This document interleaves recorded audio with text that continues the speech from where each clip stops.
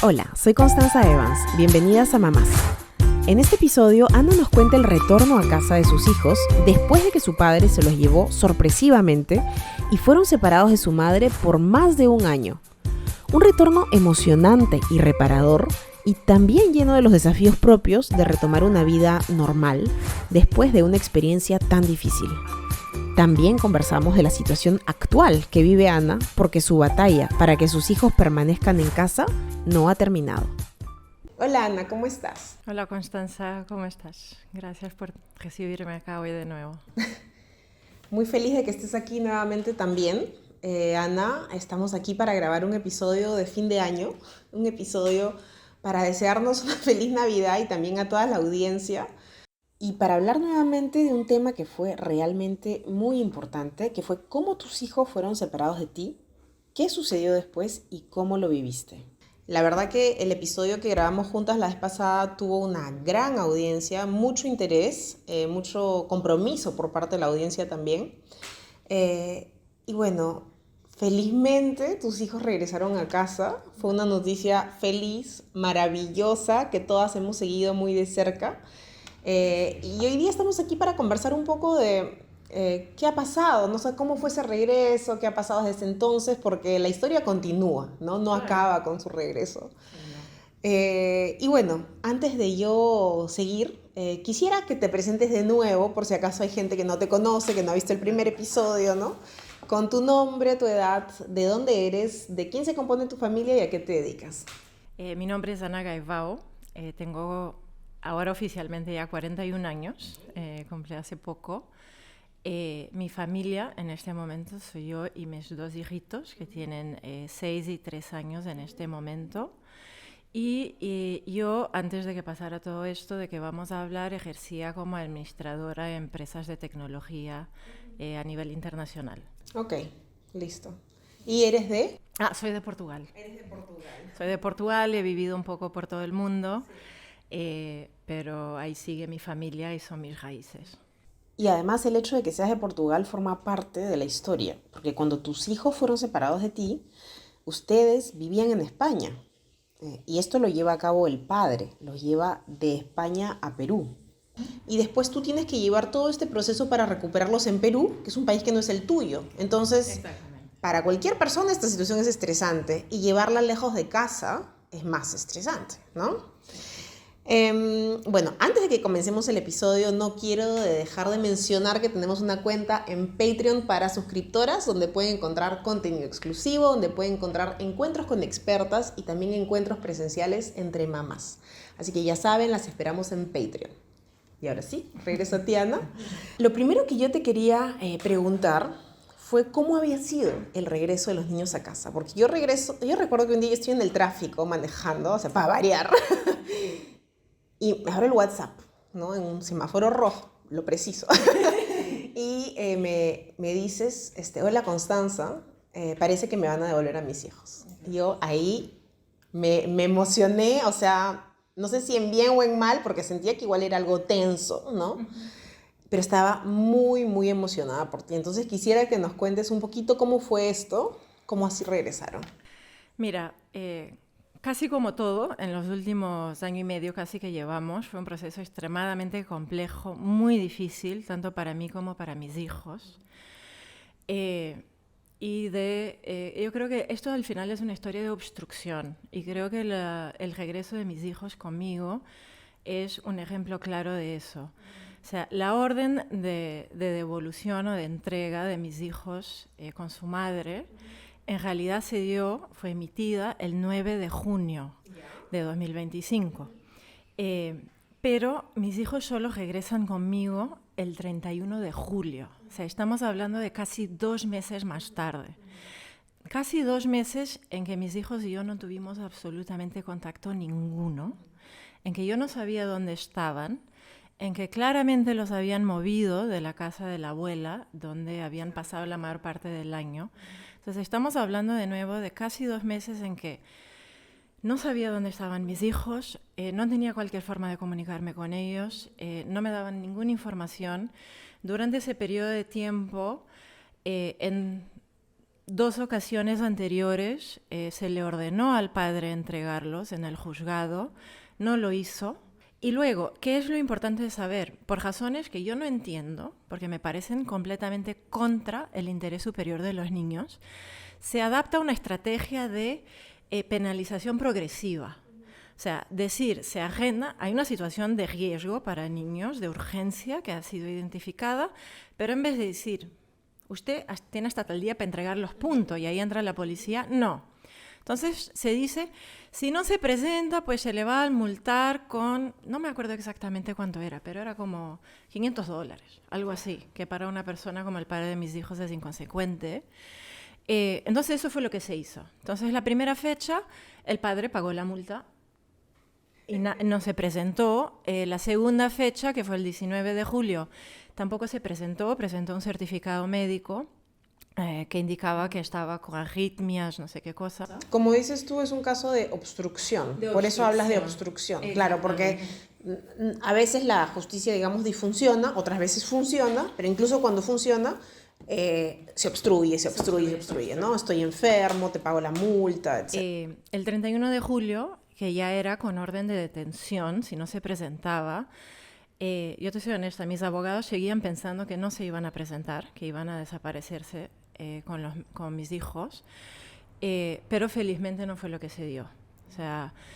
O sea, tus abogados pensaron que quizás iban a desaparecer nuevamente del país o del radar en todo caso. Radar, porque la verdad que Perú es un país muy grande, donde la justicia llega con dificultad a muchas partes y que es, de nuevo, en que desafortunadamente, y esto pasa en muchos países, es que con el énfasis en proteger los derechos de los demandados y de garantizar que no se violan los derechos que todos tenemos, por el camino es muy fácil obstaculizar. Es muy fácil evitar, es muy fácil apelar, es muy fácil atrasar todos los procesos y en casos de niños tan pequeños, cada día cuenta. Y entonces, tus abogados y tú pensaban que no se iban a presentar, pero se presentaron.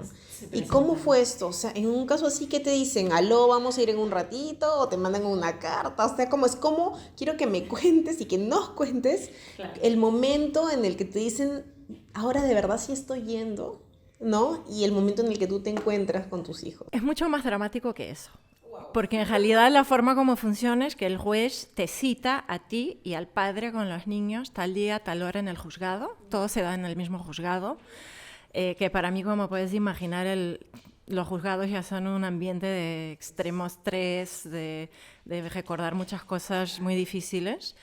Entonces yo pasé con mis abogados, me senté, y esto también hay que tener en cuenta. Estamos hablando de 2 niños muy pequeños que habían sido separados de su madre hace más de un año y que durante ese año hubo periodos muy largos, hablamos de meses, no de días ni de semanas, en que no habían tenido ningún contacto conmigo, incluyendo los 48 días anteriores. La verdad que ese día no sabíamos qué esperar.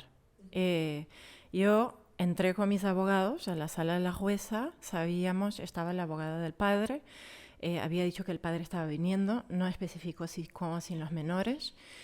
Y hay que tener en cuenta que a este punto estamos hablando de 2 niños que fueron separados de su madre hace más de un año, que tenían 2 y 4 años cuando fueron separados, y que durante ese año estuvieron casi 5 meses o más, en algunos, o sea, sin verme, o sea, sin tener contacto físico, sin abrazarme.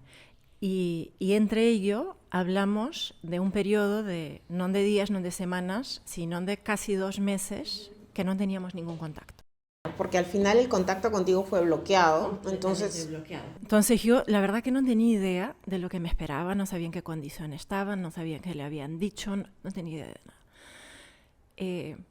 Ha sido de los momentos más difíciles y más maravillosos de mi vida, porque mis hijos entraron al final de 5 o 10 minutos corriendo a abrazarme, gritando, mamá, ¿dónde está mi mamá? Mamá, te quiero.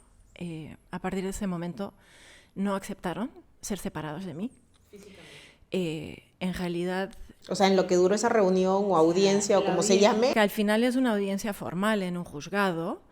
y que tienes que pasar varios procedimientos. Entonces, por ejemplo, tienen que haber un profesional médico que evalúa que físicamente están bien. Mi hijo menor, por ejemplo, se rehusó a que yo me fuera. O sea, supone que el examen tiene que ser solo con la jueza y el médico. No hubo forma. Tuvieron que hacerlo conmigo porque él se rehusó terminantemente. Mi hijo mayor, hasta hoy, lo recuerdo con mucha ternura porque te juro que se me rompió el corazón. Después que los trajeron y que los abracé y que estábamos ahí con el padre siempre tratando de interferir, de sacármelos, la jueza dijo, ok, ahora los niños salen para que podamos conversar entre adultos. Y después de mucho esfuerzo logramos que se fueran a una sala al lado donde está la asistenta social, el personal del juzgado. Y no había pasado ni un minuto. Yo no sé cómo abre la puerta del juzgado y se entra y dice, yo quiero a mi mamá, ¿dónde está mi mamá? O sea, para ellos claramente la separación no era una opción. Y creo que después de todo lo que yo viví como madre, como mujer, el último año, ver que al final ese amor y ese vínculo tan fuerte que teníamos, que no lo lograron destruir por mucho que intentaron, te da mucha fuerza, porque al final son tus hijos. Pues nada, momentos de mucha felicidad. Nos fuimos para casa apachujados en el asiento de atrás, ellos en sus asientos, yo en el medio. ¿Tú estabas con alguien de tu familia? No, estaban mis abogados y creo que yo te soy honesta, los días antes para mí fueron días de mucha ansiedad, mucho estrés, pero felizmente tengo una gran amiga, casi hermana, que tuvo algo más de planificación que yo y me dijo, no, yo de todas formas voy contigo. Claro, necesitas contención. Sí, entonces fue ella la que manejó hacia la casa y para mis hijos ella es como una tía, entonces muy felices. La verdad que fue un día casi increíble en que no te crees lo que está pasando, pero que a la vez... Claro, porque tú hasta el último minuto no sabías si él se iba a aparecer con los hijos, sin los hijos. No, y porque más que nada, lo que he vivido en el último año y medio en Perú me ha enseñado que desafortunadamente en casos de menores tan pequeños que aún no se pueden defender, la obstaculización, la dilatación, es muy fácil. Entonces yo, la verdad que hace mucho tiempo que venía preparada para meses, años, sin poder ver. O sea, las historias son terroríficas. Entonces yo, aunque una madre nunca pierde la esperanza, estaba preparada para el peor. ¿Y cómo fueron los días siguientes a la llegada de los chicos a la casa, ¿no? Porque, como me dices tú, hay mucha felicidad y creo que todas nos hemos sentido felices contigo, pero también es un proceso sumamente complejo, porque es un proceso en el que ha habido separación, una separación violenta, ¿no? Muchísima confrontación, ¿no? Entonces, ellos han estado viviendo en un lugar, en otro lugar. ¿Cómo ha sido el regreso? Yo creo que como en todo, los niños siempre te sorprenden, tanto por un lado como por el otro. Y tienes que estar preparada para lo que se viene. Yo creo que todo este año me enseñó eso, pero los últimos 4 meses más. Me sorprendió la rapidez con que dijeron, este es mi cuarto, este es mi cama, acá como, acá duermo. La rapidez con que adoptaron a mis perras. Y yo tengo 2 perritas pequeñas que adopté el año pasado, que ellos de nuevo no las conocían. Al toque uno eligió a una, otro eligió a otra, las apachujan, las abrazan. Es como... creo que los ha ayudado muchísimo en este proceso, pero a la vez te vas dando cuenta de que... Si quieres escuchar la conversación entera con Ana, suscríbete a nuestro canal privado de Patreon y accede a contenido exclusivo, encuentros con expertas y reuniones presenciales para mamás. ¿Y cómo fueron las semanas siguientes, no? Porque una cosa son los primeros días y otra cosa son las semanas y meses siguientes. ¿Hace cuántos meses ya estás de nuevo con los chicos? Ya 4 meses y medio casi, y ha sido increíble verlos despertar. La verdad que como madre que estás ahí todos los días, y yo te soy honesta, yo desde el 31 de julio que yo no hago absolutamente nada más que estar para mis hijos. Es mi responsabilidad, es mi propósito. Yo me despierto pensando en que ellos tienen derecho a tener un ambiente armonioso, sentirse seguros, a tener una mamá feliz que los cuida, que los apachuja, que les da todo lo que merecen, para que se sientan seguros de expresar todo lo que están sintiendo sin miedo de que pase lo que pase. Mis hijos, yo te soy honesta, yo estoy muy orgullosa de ellos, porque en estos 4 meses y medio han avanzado, han cambiado muchísimo. Han sido muy valientes, están afrontando retos, que yo veo que para ellos son retos, de expandir su nivel de confianza, de expandir, digamos, la red de personas en quien empiezan a sentirse que pueden dejarlos entrar. Me queda clarísimo, después de los últimos meses, que mi hijo mayor fue un campeón el último año y protegió muchísimo a su hermano. Me queda clarísimo. ¿Cómo así has notado esto? Por la dinámica con que llegaron a mi casa, por la dependencia extrema del hermano mayor que demostró el pequeño, por lo que me dicen los psicólogos que los evalúan. Es claro que tienen un vínculo muy fuerte y que el menor depende del mayor para todo y que hay muchas cosas de que el menor, a pesar de que siempre que pienso en ese día en que le desapareció su madre, que tiene que haber sido un golpe durísimo y que ha sufrido muchísimo. Porque tenía 4 años. O sea, aquí lo llamamos el mayor, pero tenía 4 años. Incluso te pido en el menor, o sea, el menor que nunca había estado una noche sin mí. Yo pienso en esa noche y digo, tiene que haber sufrido un montón. Claro. Esa noche, esas semanas, esos meses. Pero a pesar de todo eso, siento que hay mucho de lo que pasó, de lo que ha sido protegido.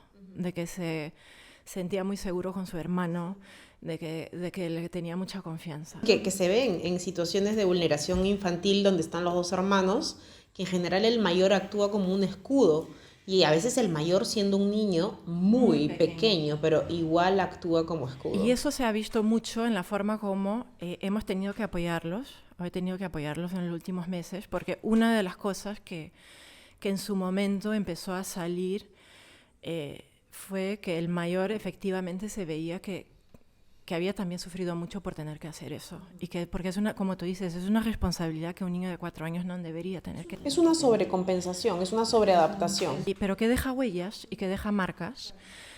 Ha sido un proceso sumamente progresivo. He tenido muchísima suerte que el colegio en que el mayor había estado inscrito el año pasado, que solo para tener claro, porque hubo muchísimos ataques sobre esto en redes y muchísimas falsedades, muchísima manipulación de la verdad. Mi hijo mayor empezó a ser escolarizado, como le puedas decir, con menos de 2 años, cuando estaba por cumplir en Portugal. Estuvo 1 año en Portugal, después también estuvo como 1 año y medio, casi 2 años, atendiendo colegios o guarderías o nidos, o ya al final era colegio, como le quieras llamar en España. Y la primera vez, como he mencionado antes, que atendió un centro educativo en Perú, fue ya en septiembre del año pasado, después de ser separado de mí. Pero atendió por poco más de 4 meses. O sea, él fue al colegio prácticamente hasta diciembre, vacaciones de verano.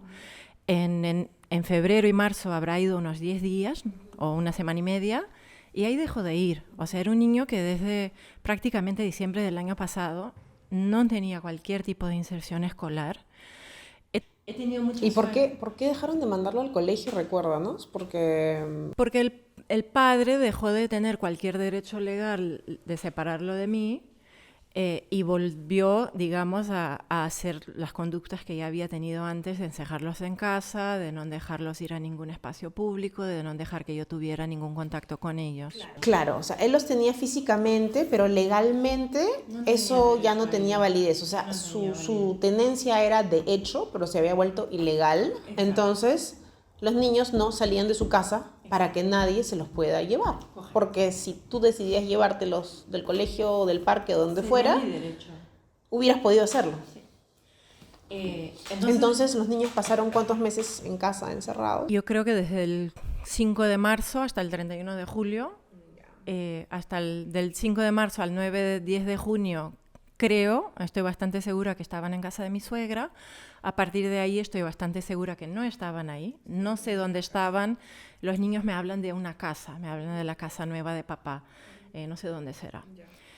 Y cuando regresan a ti los niños, me imagino que su escolarización no es inmediata. He tenido muchas... Primero hablemos del mayor, porque ese es de quien se puede hablar de una escolarización, por eso te hablaba de lo anterior. Yo desde el primer momento que me puse en contacto con el colegio, que los mantuve informados de la situación, y tuve mucha suerte de que el mismo colegio me apoyó en compartir mi preocupación de que todo se hiciera de forma respetuosa y priorizando el interés del niño. Entonces fueron ellos mismos que insistieron en que hubiera un proceso de transición, en que insistieron de conversar con todos los psicólogos que estaban trabajando con mis hijos, que desafortunadamente a ese punto ya habían sido varios, porque yo, tal vez algo ingenuamente, decidí seguir al pie de la letra la medida cautelar que me otorga el cuidado provisional de mis hijos y respetar los derechos del padre a tener información sobre el cuidado de sus hijos. Así que yo en todo momento informé al padre de las citas médicas, incluso de los psicólogos que los estaban acompañando, y desafortunadamente el padre decidió en ambos casos denunciar a estas psicólogas. Entonces que mis hijos a inicios de septiembre y luego a finales de septiembre se tuvieron que también cambiar el equipo de salud mental que los venía ayudando. O sea, me estás diciendo que cuando los hijos retornan a tu casa, tú les das seguimiento con psicólogos, que a todas luces es lo más apropiado que puede haber en una situación así. Es más, hubiera sido apropiado que ellos tengan apoyo psicológico cuando estaban donde su padre también. Exacto. Pero en fin, regresan a tu casa, les pones apoyo psicológico, no un psicólogo, sino un equipo de psicólogos, y a pesar de toda la situación que tuviste antes, decides ser transparente con el padre e informarle de los médicos, los psicólogos, y ahí el padre empieza a demandar a los psicólogos. Sí, por ahora los ha demandado frente al Colegio de Psicólogos. Que yo sepa, no hay denuncias judiciales, pero igual son denuncias muy graves, y que los psicólogos, obviamente, a partir del momento que tienes un padre que te dice ya no quiero que veas a mis hijos, no lo pueden hacer. Entonces yo en este caso, justo lo que tú hablabas, yo estaba trabajando con un equipo justo porque mi preocupación era tanta que yo no quería confiarme solo de una persona. Por mucha confianza que les tenía, porque venía trabajando hace un año y porque venían recomendados por personas de suma confianza mía, si vas a tomar decisiones que pueden afectar tanto una transición grave, yo quería tener varias opiniones. Quería garantizar que lo que estaba haciendo era lo mejor para ellos. Desafortunadamente el padre escogió denunciarlas a ambas personas que me estaban ayudando en ese momento, así que entre mediados de septiembre y casi noviembre mis hijos estuvieron sin apoyo psicológico, si bien que yo trataba de seguir implementando lo que me habían recomendado, por eso, porque a todas luces había un bloqueo del otro lado. Incluso en algún momento, viendo esta reacción, lo que hice fue pedir al colegio donde mi hijo estaba inscrito que me diera una lista de 5 psicólogos recomendados por ellos. Y le dije al papá, acá están 5 psicólogos con quien nunca he hablado, recomendados por el colegio, que además tenía la ventaja de que puedan trabajar con el colegio. Y me dijo, no acepto ninguno. Tú acá no puedes imponer el tratamiento, no estoy de acuerdo. Bueno, no estás imponiendo ningún tratamiento, además, estás simplemente invitando a que hayan profesionales que miren la situación para que den una orientación. No es imponer un tratamiento, no es que tú sacaste una caja de pastillas y se la estás metiendo en la boca, ¿no? O sea... No, felizmente hasta ahora mis hijos no han necesitado cualquier tratamiento farmacológico. ¿Y por qué? O sea, no entiendo cómo así niegas un acompañamiento psicológico. No entiendo. Hay tantas cosas de lo que ha pasado en el último año y medio que yo no entiendo, que me cuesta comprender que alguien que dice que ama, que se preocupa, que es padre o madre de un niño pueda hacer. Creo que es una muestra más de a lo que están dispuestos a llegar para hacerme daño, para destruirme, para garantizar que yo no soy parte de la vida de mis hijos. No, y quizás un prejuicio muy grande sobre la salud mental, puede ser, ¿no? O sea, estoy suponiendo, pero puede ser. O los psicólogos también redactan informes, ¿no? Sí, yo claramente Los informes pueden ser pericias digamos, en litigios futuros, ¿no? Claro, Estoy suponiendo pero yo en nuevamente. ambos casos, y te hablo de las personas con quien empecé a trabajar, en ambos casos les pedí informes a los psicólogos porque la comunicación entre el padre de mis hijos y yo está completamente bloqueada. Ha habido demasiados ataques y es muy complejo comunicar. Entonces yo les pedí a los psicólogos informes que compartí con el padre. O sea, que no fue que me fui directamente, dije, oye, esto es lo que me están diciendo, esto es lo que recomiendan, porque algunas de las cosas que recomiendan, teniendo en cuenta lo que mis hijos han vivido, incluyen la participación del padre. Porque queramos o no, son dos niños que durante un año vivieron con el padre y que tuvieron que apegarse a alguien. Entonces yo le escribí de forma sumamente, de nuevo, en el espíritu de la resolución que me otorga esta responsabilidad tan grande de cuidar a mis hijos. Es decir, oye, tenemos que coordinar de forma armoniosa, estar de acuerdo con el plan de tratamiento que me sugieren. Necesito que tú cooperes, necesito que tú participes. Claro, ¿qué es lo que pasa en cualquier familia de padres unidos, divorciados, separados, que los padres tienen que seguir trabajando juntos? Entonces, me parece bien importante lo que tú dices, ¿no? Que a pesar de todo lo que había pasado, tu actitud fue, yo te informo de los médicos, de los psicólogos, este es el plan de trabajo, tenemos que actuar juntos, ¿no? Que es un poco lo contrario que lo que había salido en medios y redes respecto de ti, que era que tú no querías colaborar nada, ni hablar nada, ¿no? Que es más bien lo contrario, pero no me quiero centrar en ese tema, si te parece, porque en verdad el tema creo que aquí que nos traes, tú, los niños, cómo van, entonces... ¿cómo se da la escolarización? Claro, ¿no? justo iba a regresar a eso. Felizmente el colegio se ha mostrado muy abierto. Como te digo, se tomaron su tiempo para conversar con todas las psicólogas que habían visto a los niños durante los últimos meses y con base en ello el mismo colegio desarrolló un plan de reintegración. O sea, yo no tuve un plan súper progresivo, pero muy flexible, en que nos fuimos adaptando a lo que demostraba mi hijo, porque el principal bloqueo que tuvimos a la hora de reintegrar a mi hijo mayor fue que la dependencia de mi hijo menor era tanta que no los podíamos separar. Entonces los psicólogos me decían imposible. O sea, tienen que ir juntos, tienen que tener la flexibilidad de que puedan en cualquier momento el menor estar con el mayor con el menor, que tú estés presente, obvio. Y ahí, ¿qué problema se nos presentó? Que mi hijo menor no estaba inscrito en el colegio. Claro. No estaba inscrito.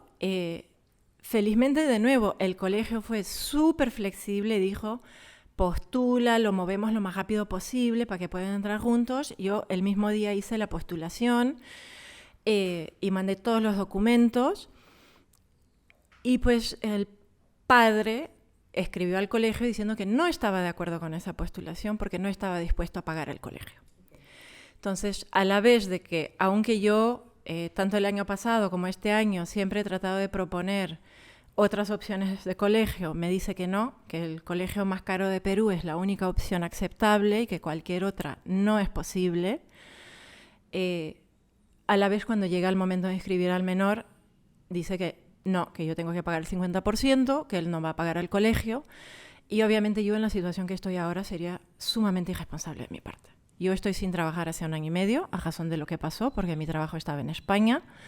He gastado todos mis ahorros, me he endeudado para poder recuperar a mis hijos y para poder cuidarlos. Entonces, sería extremadamente irresponsable de mi parte asumir el compromiso de pagar el colegio más caro de Perú a 2 niños, sabiendo que no voy a poder seguir haciéndolo. El padre se ha rehusado a pagar, entonces no hemos podido inscribir a mi hijo menor en ninguna institución educativa hasta ahora. Felizmente el colegio fue súper flexible. Durante el primer, te diría, mes y medio, mi hijo menor y yo íbamos todos los días, estábamos ahí, ya sé que el colegio tiene tortugas, ya conozco todas las esquinas. Normalmente pues cuando nuestros niños entran a inicial los acompañamos 1 semana, 1 mes, Y a ti te permitieron hacer eso, pero con tu otro hijito, para que los dos pudieran estar ahí en la simbiosis que ellos han creado. Sí, y siendo muy flexibles, o sea, Qué bueno el colegio, la verdad, me alegro. veíamos que estaban bien los dos, manteníamos esa situación. Si en cualquier momento uno de los dos demostraba quiero ver a mi mamá o quiero ver a mi hermano, se creaban los espacios. Me sentí muy acogida, la verdad que... pero una situación difícil, y ahora obviamente que es un niño que le haría muy bien ya incorporarse a algún tipo de estructura que en realidad estaba planificado pasar en septiembre de 2024, hasta ahora no ha tenido cualquier tipo de escolarización, cualquier tipo de estructura adicional a la casa, y no sé cuándo va a pasar, porque para inscribirlo en cualquier sitio necesito la firma del padre, y el padre hasta ahora, cualquier institución educativa con la que he tratado de conversar, o sea, ni siquiera es mover con nada, o sea, decir, hola, me gustaría saber cómo funcionan, porque yo no conozco, o sea, yo no, cuánto cuesta, cómo es el horario, no sé cómo, hasta ahora tengo, o sea, me da mucho miedo y me da una sensación de inseguridad, porque yo mando un WhatsApp o yo mando un correo o yo visito la institución incluso sin hablar con nadie, y el día siguiente esa institución recibe una carta notarial del padre indicando que tienen que parar todo, que no me pueden dar más información y que no se puede avanzar con el proceso. Pero más allá de eso, tú has sido objeto de una campaña de intimidación legal y aparte también de difamación en redes y en medios, ¿no? Como lo comentamos creo ya en el episodio anterior, no estoy segura, pero han dicho que pues tú le quemaste la cara a tus hijos con una plancha, han dicho que tú mataste a tus perros en un bosque, cosas así, pero wow. Y sin embargo, y esta campaña sigue, ¿no? Y bueno, tengo que decir que tu ex a mí también me envió una carta notarial, ¿no? Hace 3, 4 días, que también es un acto de intimidación, ¿no? Todas las personas que escuchan este podcast saben que no es un espacio difamatorio, jamás. Saben que el enfoque no es amarillista. Nos reunimos a hablar de temas a profundidad y tu derecho a la libertad de expresión aquí es lo que prima, y el mío también, ¿no? Es un espacio protegido por el derecho a la libertad de expresión. Entonces, es increíble este proceder realmente, ¿no? Y regresando un poco a lo que tú me decías del WhatsApp, es muy curioso porque el día lunes yo te envié un WhatsApp diciéndote, Ana, nos vemos el viernes para grabar. Ese día en la tarde recibí una carta notarial. La carta notarial estaba fechada ese mismo día. O sea, no es que la carta notarial la hicieron 2 semanas antes, sino que un día yo te envío un WhatsApp, ese mismo día recibo una carta notarial. Da mucho que pensar. Y el episodio nuestro había sido publicado meses atrás, ¿no? Y la carta notarial lo que me dice es que yo retire los contenidos, ¿no? Y en realidad, si el episodio fue publicado hace 3 o 4 meses o más incluso, porque esa carta notarial en todo caso no llegó ahí, ¿no? Llega ahora. Bueno, en todo caso me dice que el contenido es agraviante, pero no dice cuál es el agravio. Probablemente porque no hay. Pero bueno, es increíble el nivel de intimidación que ejerce sobre ti y sobre cualquier persona en tu entorno que te pueda reforzar, ¿no? Sí, o sea, O sostener. hay claramente un padrón que yo creo que ya mencioné en el podcast de junio, porque yo el año pasado, cuando estaba, el año pasado, este año, desesperada sin saber dónde estaban mis hijos, sin saber cómo estaban, si estaban enfermos, o sea, sabiendo que estaban sufriendo muchísimo, yo traté de acudirme de todas las personas que me pudieran ayudar a hacer el caso público para poder... No era para influenciar a nadie, era para intentar que las decisiones correctas se tomaran, que no se pudiera seguir alargando una situación de tanto sufrimiento sin cualquier justificación. Y te diría que en muchas ocasiones de entrevistas grabadas en mi casa de horas que nunca salieron a público. Que yo hasta hoy no sé qué pasó, no sé por qué decidieron no publicarlas, creo que nunca vamos a saber. acá fue un espacio que felizmente sí tú me proporcionaste. Pero y después saliste con Manuela Camacho también. salí con Manuela, que también le agradezco muchísimo por haberme dado ese espacio. Pero hay algo que mencionaste que creo que es importante decir un poco en la secuencia, que es, y por eso solo estoy acá hoy. Yo sé que hubo muchas mamás, muchas personas en general, que cuando me entregaron a mis hijos estaban muy curiosas de saber qué había pasado, querían saber cómo estaban. Y que yo hasta ahora no he salido a decir nada, no he publicado por una simple razón. Yo he estado dedicada 24/7 a mis hijos, soy yo que me despierto con ellos, que los cuido, que estoy siempre ahí. Mis hijos necesitan tener... De tu contención al 100%. De mi contención al 100%. Tu presencia plena. Pero por esa razón, pero por otra razón que es muy importante de mencionar, es que yo y mis hijos, por consecuencia, seguimos siendo objeto de agresiones constantes, de violencia, de obstaculización, o sea, sigue habiendo un padrón que yo tenía mucha esperanza que dejara de pasar, de atacarnos, y que eso, yo creo que con el objetivo de distraerme de mi labor principal ahora, que es como mamá y cuidadora principal de mis hijos, para que yo no me enfoque en eso, sino me enfoque en todas las otras cosas que me tiran de forma diaria. Ataques legales, ataques mediáticos, ataques personales, porque ahora sí hay interacción con el padre de mis hijos, que viene a mi casa 3 veces por semana, por lo menos. Eso también te quería preguntar, porque el juez ordenó que se te restituyan los niños, pero también ordenó que haya visitas. O sea, había un derecho de visitas que tú has respetado. Debe ser súper heavy también para Entonces, ti, ¿no? la medida cautelar que me otorga el cuidado de los niños tiene 2 cosas principales en que se enfoca, o que nos ordena a los padres. Uno, es que yo soy la cuidadora principal, pero el padre tiene derecho de visitas, ya sea en mi casa o saliendo todos a la calle, yo los acompaño 3 veces por semana. Y 2, que los padres coordinen de forma armoniosa para proteger el bienestar de los niños. Yo me he tomado las 2 responsabilidades muy en serio. El padre, desde el primer día, o sea, el día que me entregaron los niños en el juzgado, que te puedes imaginar que fue una marea de emociones, o sea, llegamos a mi casa como a la 1 de la tarde, a las 5 el padre ya estaba ahí. Porque ese día tocaba visita y yo ese día le permití entrada a mi casa y estuve con sus hijos y no hubo cualquier interferencia. Eso es bien importante en que mi lo casa, digas con también. sus juguetes, Sí. con todas sus cosas, sin cualquier interferencia, en un ambiente más pacífico. O sea, no posible. había vigilantes, personas de seguridad, Te voy a ser 100% cámaras. honesta. Al inicio, en las primeras visitas, yo tenía mucho miedo de que se los llevaran de nuevo, de que me pudiera hacer algo el padre ahí en mi casa.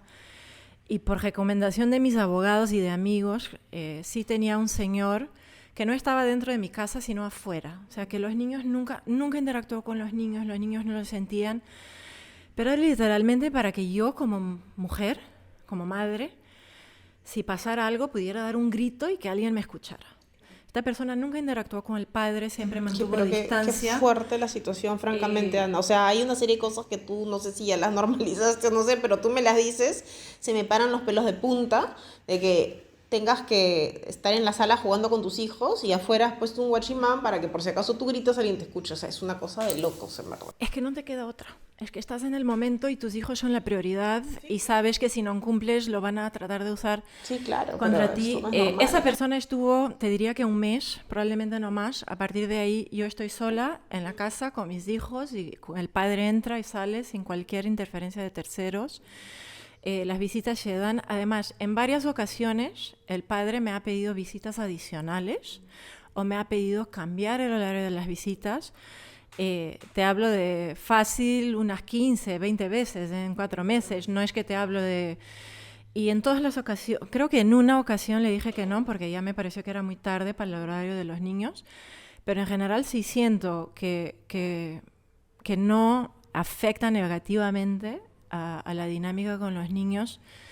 He accedido, no he metido condiciones por mayor. más que las normales, ¿no? De, oye, llega a horas, trata de respetar los horarios de sueño de los niños, trata de no darle mucho azúcar a las 7 de la noche.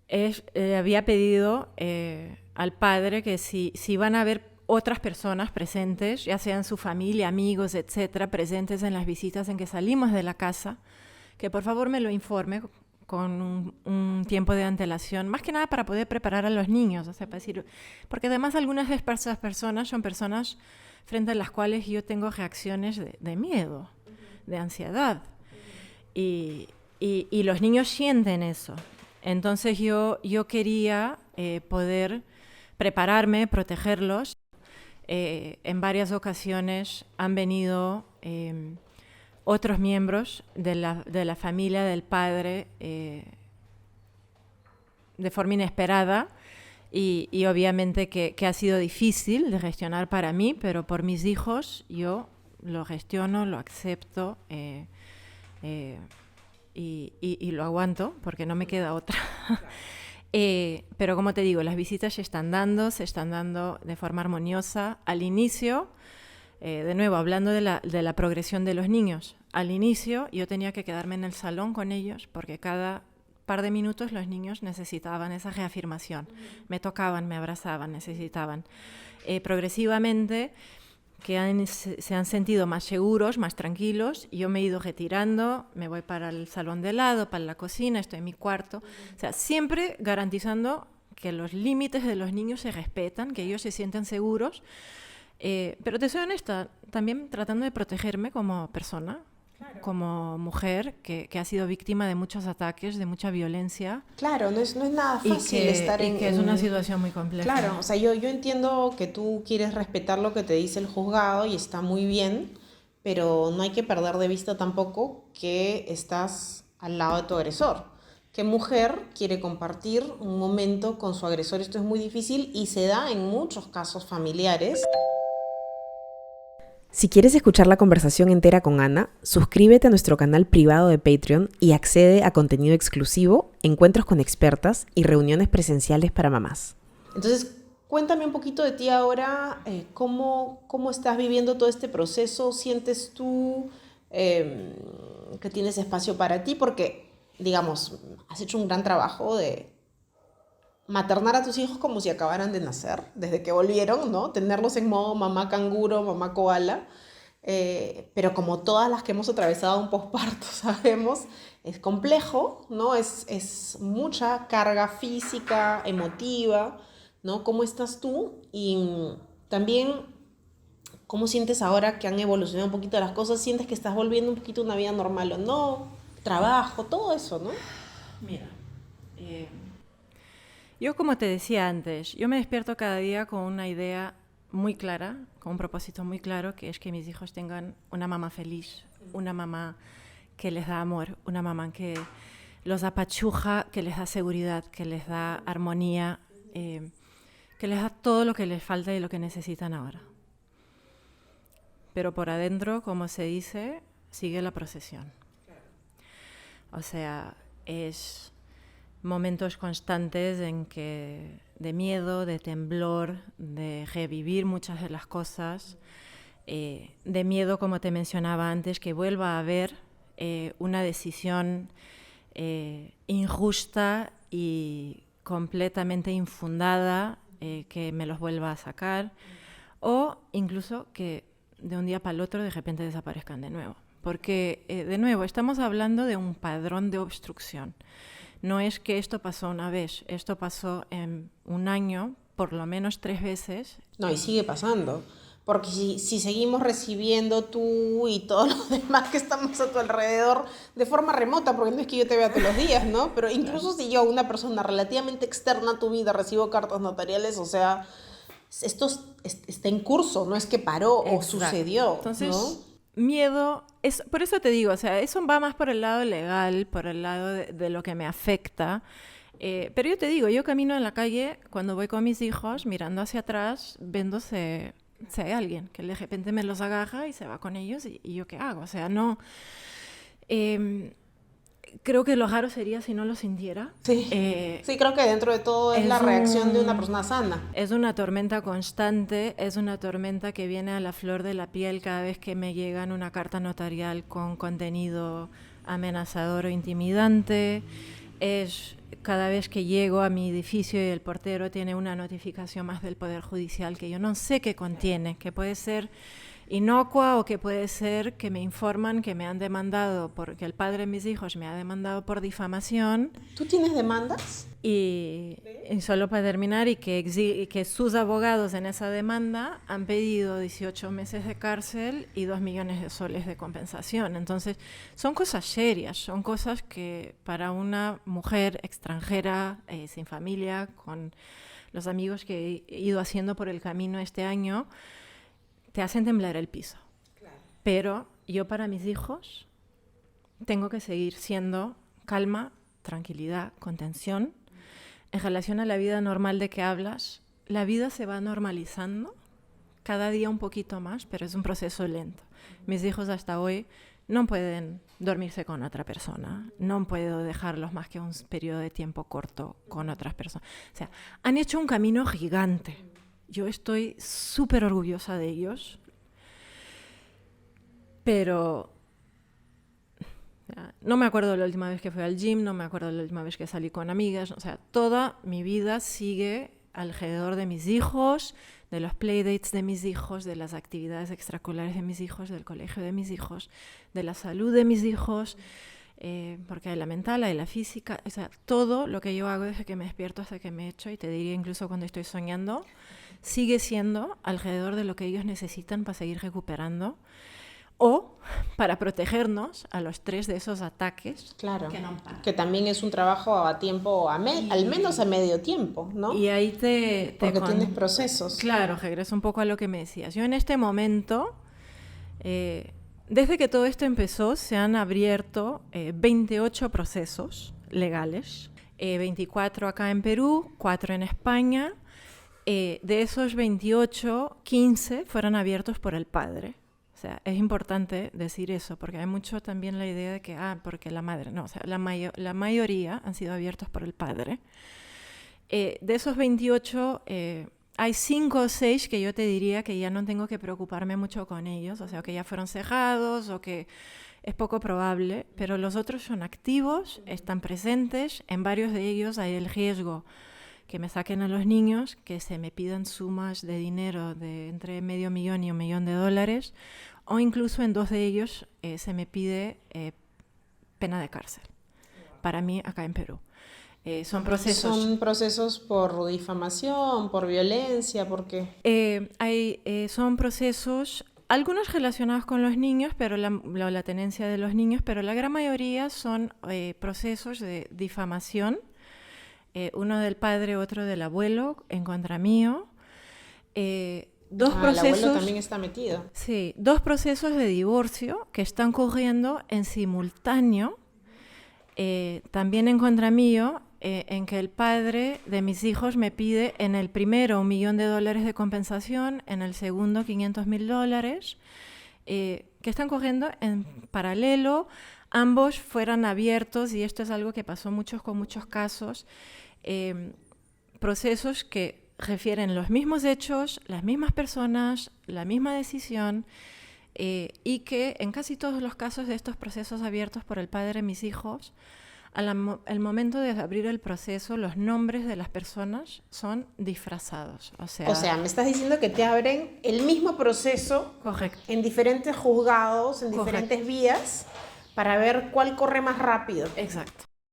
Lo cual técnicamente no es solo mal práctica de los equipos de abogados, sino que es ilegal. O sea, el Poder Judicial, los jueces, tienen una obligación de garantizar que esto no pasa, porque yo me estoy defendiendo de la misma cosa, gastando recursos, tiempo, para defenderme exactamente de lo mismo, y no debería pasar. Quiero recapitular y dejar en claro que tú eres la persona violentada, que por encima, y tus hijos, que por encima de eso tú te tienes que defender porque te acusan a ti de ser la agresora, lo cual ya es un sinsentido. Además de eso, tienes varios procesos corriendo en contra de ti en diferentes juzgados. Correcto. Acerca de las mismas causas, lo cual Correcto. es ilegal y mala praxis. Correcto. Entonces yo creo que aquí es importante para tu caso y para otros casos que hablemos no solamente de la violencia vicaria, sino de este universo de violencias que tú tienes alrededor tuyo, que es permanente y que es ensordecedor. Cualquier madre sabe que maternar es un trabajo a tiempo completo, incluso cuando tus hijos van al colegio, ¿no? Porque está la carga física, la emocional, la mental, miles de cosas. Pero si tú por encima tienes que gestionar ataques permanentes hacia tu persona, que te debilitan psicológicamente, que te hacen creer que te van a quitar los niños de nuevo, que vas a ir a la cárcel, que tienes que pagar $1 millón, es imposible ejercer tu rol a cabalidad, ¿no? Entonces... Pero es lo que toca, es lo que haces todos los días, es donde sacas fuerzas de tus hijos, de cada sonrisa, de cada abrazo, de cada vez que te dice que te quieren más que nada en el mundo y de cada vez que los ves recuperar esa felicidad que perdieron, ese color. Y un poco para decirte, o sea, por ejemplo, tú hablas de mí como víctima. Yo en este momento ya hemos identificado, por lo menos, porque cuando te digo de nuevo, como muchas veces alteran los nombres al meterlos en el sistema, hacer la denuncia para que no los podamos encontrar, por lo menos 3 denuncias de violencia del padre contra mí. O sea, me denuncia a mí por haberlo violentado a él y a nuestros hijos, por haber salido a expresar mi opinión, por haber salido a decir la verdad, por haber salido a pedir ayuda. Que el hecho de que tú hayas salido, por ejemplo, en medios y detrás tuyo en la sala estuviera el retrato de tus hijos, que eso fue violencia para tus hijos porque mostraste su cara. Exacto. O sea, cosas que además no hay proporcionalidad, Ana. O sea, todos estos casos que yo digo, además, paralelamente, además de los 28, hay otras 5 medidas cautelares, que tú puedes decir, pero medidas cautelares son parte del mismo proceso. No realmente, porque esas medidas cautelares sacan cosas adicionales. O sea, por ejemplo, en esta, y todas las semanas hay más escritos, más audiencias, más cosas que te llegan. O sea, hablando de desproporcionalidad, hay cosas que ni te lo puedes creer, que tienes que pasar tiempo y energía en eso. Por ejemplo... Es que está hecho para que pases tiempo y energía en eso. Esta medida cautelar que yo tengo de cuidado de los niños ya ha sido atacada por lo menos 10, 15 veces por el padre en el mismo juzgado, con cosas tan tontas como es que hay que cambiar la medida cautelar para que se vayan mitad de la semana o a mi casa, porque la mamá en su casa tiene cámaras de video, me graba mis visitas. Yo digo, espera, soy una mujer sola, que estoy recibiendo a un agresor. Tengo que protegerme a mí, tengo que proteger a mis hijos, pero además estoy enfrentándome a un agresor que de forma sistemática, él y su familia en redes, mienten. Dicen falsedades, manipulan la verdad. Y yo tengo que protegerme de que no pueda de repente decir, es que pasó no sé qué cosa. Pero él también tenía cámaras. Antes. Ya, Pero para darte un ejemplo muy extremo, pero yo a la vez tengo que contestar, tengo que defenderme de ese tipo de acusaciones. Claro, pero quiero decir una cosa también acá, no quiero dejar de colocarla, que cuando hay una mujer violentada, hay herramientas patriarcales, clásicas, para vulnerarla aún más. Una es llamarla loca, clásico de oro, que ya te lo han hecho, ¿no? Que tienes problemas de salud mental, no sé qué. Esto también salió en medios, en redes sociales acerca de ti. La segunda es decir que ella también es una agresora, que es la típica volteada de tortilla, ¿no? La tercera es decir que hay difamación, ¿no? La cuarta es abrirle procesos legales. Estas son herramientas recurrentes en casos de violencia de género o de violencia contra la mujer, ¿no? Nada nuevo bajo el sol aquí. Esto es parte de un comportamiento sintomático de ese tipo de pensamiento, ¿no? Entonces... Pero ahí además dices algo que va a cómo me siento, lo que estoy viviendo, que es, esto no ha parado no solo en el plano judicial, como en el plano mediático, en el plano de la comunicación social. Yo hasta anteayer vi unos comentarios de un miembro de la familia del padre de mis hijos en que de nuevo me llamaba loca, decía que yo necesitaba atención psiquiátrica, decía, o sea, que los casos habían sido todos archivados, o sea, todas estas cosas, o resueltos en contra mío, que todas mis denuncias eran mentira. O sea, el patrón es siempre lo mismo, es el padre o su familia atacando porque soy loca, porque soy mentirosa, porque creo que en algún momento acusaron a mis amigos de lavado de activos. O sea, perdón, quería decir que había una señora cuando publiqué tu episodio anterior que dijo que tú me habías pagado a mí para grabar conmigo, ¿no? Que a mí me dio mucha risa, porque dije, por favor, si este podcast está siendo financiado por alguien que me avise, porque yo no estoy al tanto, ¿no? Más bien me dijiste que ni siquiera sponsoreos, no podíamos decir las marcas, porque sí, que es completamente... O sea, de forma constante, y esto continúa, esto no fue algo que paró, o sea, personas que yo no conozco, con quien nunca hablé, que ni siquiera me conocen, ni a mis hijos, que dicen que soy una psicópata, que soy una mitómana, que soy igual a madres que mataron a sus hijos. Wow. O sea, esto es constante, es diario.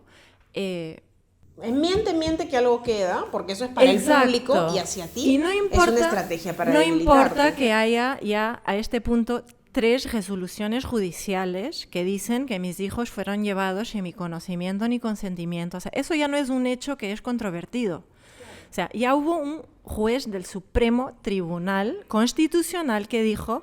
La más alta instancia. En la fecha de la sustracción. O sea, él da como hecho que mis hijos fueron sustraídos. Entonces partamos de ese hecho, ¿no? O sea, ya hay, de nuevo, por lo menos pienso en 2, pero puede que más, resoluciones judiciales que dicen esta señora ha sido evaluada un montón de veces, no hay cualquier daño psiquiátrico, psicológico, emocional, nada que la impida de cuidar a sus hijos.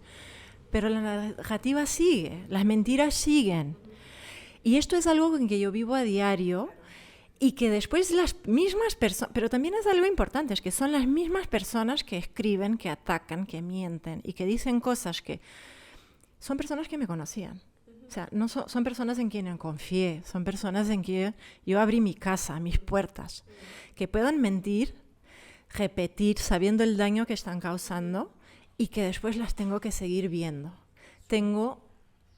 Es una revictimización constante. Y no soy yo que lo digo, o sea, por segunda vez, porque esto es el juego de se archiva en primera instancia, yo apelo, en segunda instancia me dan la razón. Yo vengo en esto hace 1 año y medio, Constanza. O sea, el padrón es el mismo en todos. Por segunda vez, la Fiscalía Superior de Familia de Lima ha decidido reabrir mi caso de violencia, o sea, en que yo denuncié al padre por los hechos de violencia contra mí el día que empezaron el 24, 27 de julio acá en Perú, de despojarme de nuestro domicilio vacacional en Lima, de impedir que yo viera a mis hijos y tuviera cualquier contacto con ellos. Por segunda vez ha dicho, esto hay que seguir investigando, hay que seguir juzgando este caso. Pero es una lucha constante y me gustaría decirte que es la última vez que va a ser archivado, pero probablemente no. Porque sube, baja, es el juego del sube-baja, pero por mientras las pruebas están y hay personas que ya las vieron y que es imposible esconderlas. Claro. Como dices, es una persecución desde lo judicial, instrumentalizando las leyes y al Poder Judicial para llegar a ti. Y es un ataque permanente desde lo mediático, que dicho sea de paso, cuando publiqué este episodio anterior, tuve muchísimos bots y trolls comentándome que yo no puedo afirmar quién los ha puesto, tampoco. Pero da mucho que pensar, porque en más de 100 episodios nunca he tenido ni un troll ni un bot. He tenido gente que no estaba de acuerdo con un tema y que escribió, no me parece esto, el otro. Perfecto, libertad de expresión, de opinión, de pensamiento. Pero es el único episodio de más de 100 episodios donde yo he recibido bots, trolls, cartas notariales. Y ya que mencionas el tema, mi cuenta de Facebook, yo, de nuevo, como tú, yo no tengo pruebas, yo no sé quién lo ha hecho, puede haber sido un montón de gente, pero mi cuenta de Facebook está por, creo que 4ª vez este año suspendida. La semana pasada me la suspendieron, apelé, la reactivaron. El mismo día que me la reactivaron, alguien la denunció de nuevo y el proceso de Facebook es al contrario que Instagram o X, en que tú denuncias y ellos no te sacan la cuenta, sino primero evalúan y después si encuentran algo que va contra las políticas de la plataforma, lo bajan. Facebook tiene un sistema automático. Apenas tú denuncias una cuenta, la bajas y después demora 2 o 3 días hasta que ellos la reactiven. Bueno, es conocido que hay granjas de bots y de trolls, etcétera, que aparte de publicar contenido en redes o responder con comentarios a publicaciones, también se dedican a denunciar y reportar cuentas. O sea, forma parte del mismo paquete de servicios, desafortunadamente. Claro. Y una última cosa que quisiera colocar es que, y ya lo dije en el episodio anterior, pero lo repito, ha corrido justamente desde este tipo de comentarios en redes sociales y en medios que tú eres una mujer que está loca, ¿no? Yo no dejo de sorprenderme de la entereza con la que, de la tranquilidad, de la integridad, de la claridad con la que tú te mantienes, ¿no? Porque acatas las decisiones del Poder Judicial, le pones psicólogos a tus hijos, vienes y te comunicas de forma transparente. Y dentro de todo, no digo que no sea difícil, porque debe ser dificilísimo, pero guardas la calma. Entonces tú eres todo menos una persona que está fuera de sus cabales, ¿no? Y creo que esto debe quedar clarísimo para todos. Tenemos que ir cerrando, Ana, pero te agradezco muchísimo y quiero hacerte una última pregunta, que es desde tu experiencia, que ya empieza a ser una experiencia bastante robusta. ¿Qué pequeña recomendación le podrías dar a alguna mujer que se encuentre en tu caso? Porque desde que publiqué tu episodio me llegaron algunos mensajes, ¿no? Y quiero que esto que nos dejes una recomendación y también comentar que ahorita hay un proyecto de ley sobre violencia vicaria, ¿no? Que me parece interesante. Ya.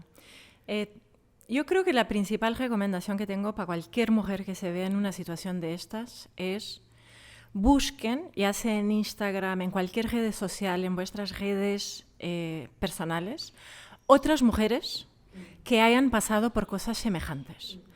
O sea, si yo supiera hoy, si yo supiera el 24 de julio de 2024 lo que sé hoy, esta historia hubiera sido completamente distinta. O sea, hay digamos, una estructura judicial, comercial, social, que esconde estos temas, que lo hace muy difícil orientarse, que lo hace muy difícil tomar decisiones, y que si tú logras tener a 1, 2, 3 mujeres que te cuenten sus historias, que te recomienden con cómo manejar el sistema, las brechas que le abres al otro lado para seguir atacándote disminuyen dramáticamente. Entonces mi recomendación principal es esa. También de hombres. O sea, en algunos casos los mejores consejos que he tenido han sido de hombres que han sido víctimas también de sustracción acá en Perú. O sea, vas a aprender muchísimo más que hablando con todos los abogados del mundo. O sea, esa es mi primera recomendación. O sea, la segunda, esta Navidad, porque estamos a puertas de Navidad, no te preocupes de la comida, ni de los regalos, ni de la decoración, ni de tu ropa, ni de la ropa de los niños. Pasa tiempo con tus hijos.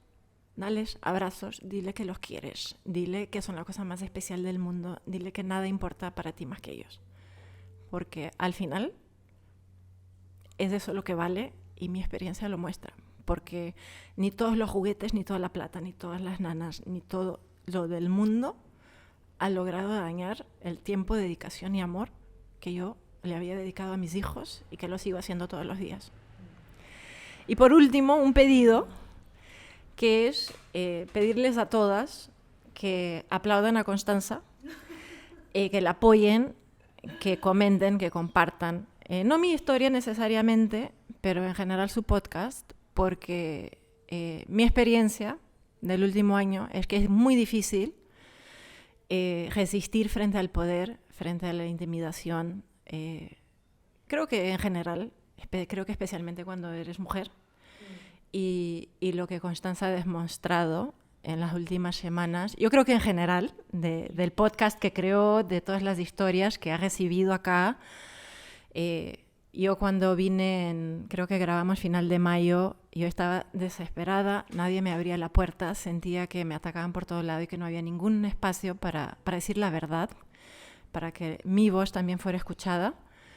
Y ahora teniendo el coraje, bajo acciones intimidatorias, de volver a abrirme la puerta, de dejarme contar mi historia, yo creo que no es cualquiera, es una persona especial y por eso les pido a todas que la sigan apoyando. Feliz Navidad y muchas gracias de nuevo, Constanza, por darme este espacio. No, gracias a ti por venir. Tú también eres una mujer sumamente valiente y yo quiero que... ¿Por qué hacemos este episodio? Porque, bueno, la historia continúa, pero también continúa en el sentido preocupante. Entonces, queremos las luces sobre ti y sobre tus hijos para que se siga visibilizando lo que está sucediendo. No te los entregaron y vivieron todos felices por siempre, sino que esto sigue sucediendo. Entonces, la atención del público sobre Ana es algo sumamente importante. Ya los ha ayudado a ti y a tus hijos antes. Estoy segura que te va a seguir ayudando más. Y aquí siempre tienes las puertas abiertas, en mi credibilidad, en mi respeto. Y este es y va a seguir siendo un espacio seguro para todas las mujeres, un espacio protegido por la libertad de expresión, un espacio sin ediciones, sin cortes, sin censuras, ¿no? Porque realmente lo necesitamos todas y urge tener más espacios así. Muchas gracias, Ana. Feliz Navidad. Dentro de todo, te deseo una hermosa Navidad, creo que la vas a tener. Y les deseo una feliz Navidad a todas. Gracias por escuchar el podcast durante todo este año. Es un privilegio poder llegar a sus oídos todos los lunes o cada 15 días. Así que les deseo unas felices fiestas y nos vemos el próximo año para muchas más historias. Gracias. Es el fin de este episodio. Gracias por llegar hasta aquí. Si te gustó este episodio, califica el podcast en Spotify y suscríbete a nuestro canal en YouTube. Sé parte de nuestra comunidad mamás.podcast en Instagram y no te pierdas ninguna novedad.